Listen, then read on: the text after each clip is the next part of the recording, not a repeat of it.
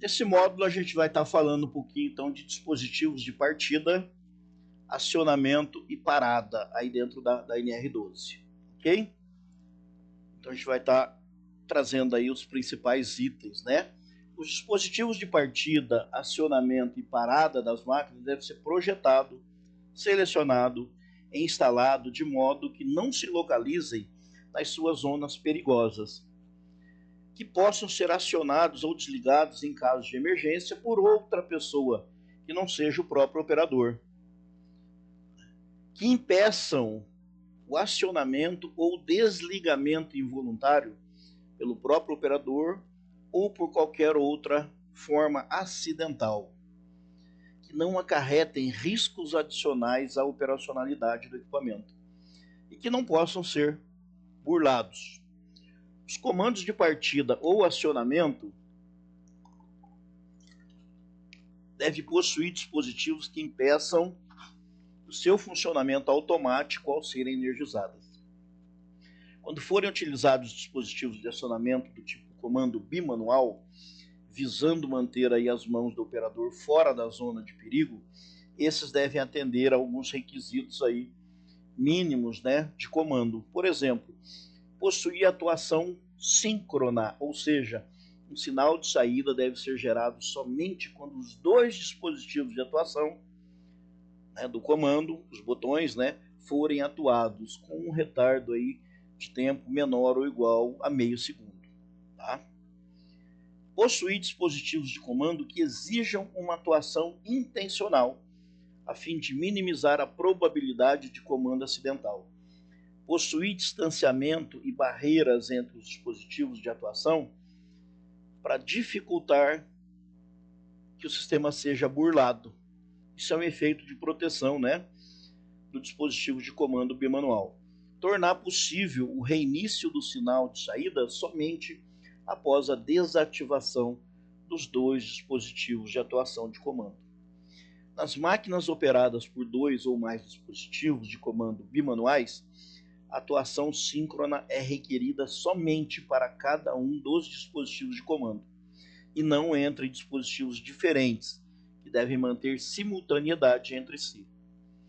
Os dispositivos de comando bimanual devem ser posicionados a uma distância segura da zona de perigo, levando em consideração aí alguns pontos, tá? Como a forma, a disposição e o tempo de resposta do dispositivo de comando, o tempo máximo necessário para a paralisação da máquina ou para a remoção do perigo após o término do sinal de saída do dispositivo, a utilização projetada para a máquina, os comandos bimanuais móveis instalados em pedestais precisam manter-se estáveis em sua posição de trabalho, possuir altura compatível com o posto de trabalho para ficar ao alcance do operador na posição operacional.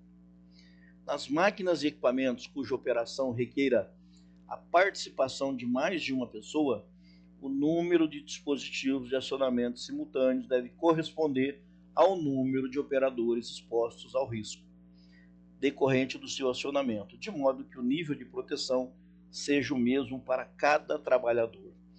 Deve haver seletor do número de dispositivos de acionamento e utilização, com um bloqueio que impeça a sua seleção por pessoas não autorizadas, ou que não tenham conhecimento do equipamento, né? O circuito de acionamento deve ser projetado de modo a impedir o funcionamento de comando que são habilitados aí pelo seletor, enquanto os demais comandos não habilitados não forem desconectados. Os dispositivos de acionamento simultâneos, quando utilizados, dois ou mais, devem possuir sinal luminoso que indique aí o seu funcionamento ou o início, né, de operação. As máquinas ou equipamentos concebidos e fabricados para permitir a utilização de vários modos de comando ou de funcionamento que apresentem níveis de segurança diferentes devem possuir um seletor que atenda aí a alguns requisitos mínimos de segurança, que são eles: bloqueio em cada posição, impedindo a sua mudança por pessoas não autorizadas, correspondência de cada posição a um único modo de comando ou de funcionamento, modo de comando selecionado com prioridade sobre todos os outros sistemas de comando, com exceção da parada de emergência. A seleção deve ser visível, clara e facilmente identificável. As máquinas e equipamentos cujo acionamento por pessoas não autorizadas possam oferecer risco à integridade física ou à saúde de qualquer pessoa devem possuir sistema que possibilite o bloqueio do seu dispositivo de acionamento. O acionamento e o desligamento simultâneo por um único comando de um conjunto de máquinas e equipamentos ou de máquinas e equipamentos de grande dimensão devem ser precedidos de um sinal sonoro de alarme. Devem ser adotadas, quando necessárias, medidas adicionais de alerta, como, por exemplo, o sinal visual e dispositivos de telecomunicação, considerando a característica do processo produtivo e dos trabalhadores.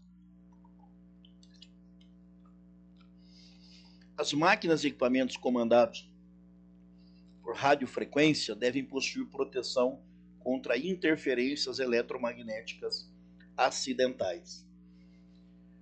Os componentes de partida, parada, acionamento e controles que compõem a interface de operação, fabricados a partir de 24 de março de 2012, devem possibilitar a instalação e funcionamento do sistema de parada de emergência quando aplicável, conforme itens e subitens aí do capítulo sobre dispositivos de parada de emergência da NR12.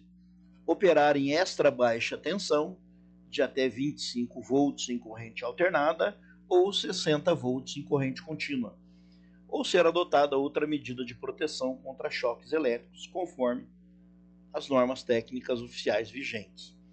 Componentes de partida, parada, acionamento e controles que compõem a interface de operação, fabricados até março de 2012, devem possibilitar a instalação e funcionamento do sistema de parada de emergência, conforme itens e subitens dos capítulos dispositivos de parada de emergência da NR12.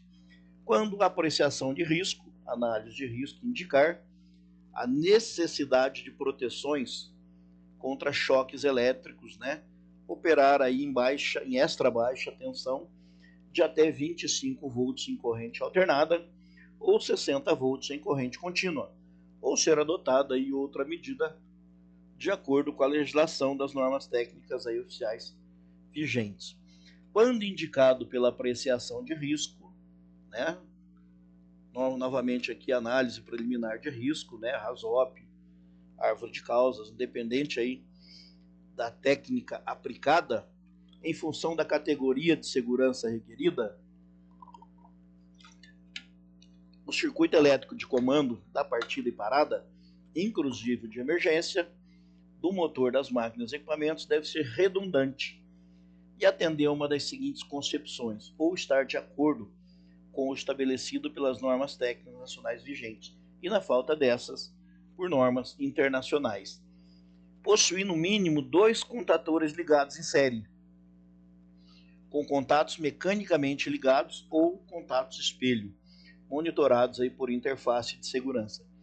Utilizar um contator com contatos mecanicamente ligados ou contatos espelho, ligados em série a inversores ou conversores de frequência ou soft starters, que possuam entrada de habilitação e que disponibilize um sinal de falha, monitorado aí por uma interface de segurança. Utilizar 2 contatores com contatos mecanicamente ligados ou contatos espelho, monitorados por interface, ligados aí em série a inversores ou conversores de frequência, ou ainda soft starters, que não possuam entrada de habilitação e não disponibilize um sinal de falha. Utilizar inversores ou conversores de frequência, ou soft starters, que possua entrada de segurança e atenda aos requisitos da categoria de segurança requerida. E assim eu vou encerrando esse módulo, que foi um módulo bem compridinho aqui, com bastante slides para a gente poder estar sintetizando aí e trazendo aí o máximo para que você possa pensar um pouquinho sobre o assunto. Legal? A gente continua daqui a pouquinho.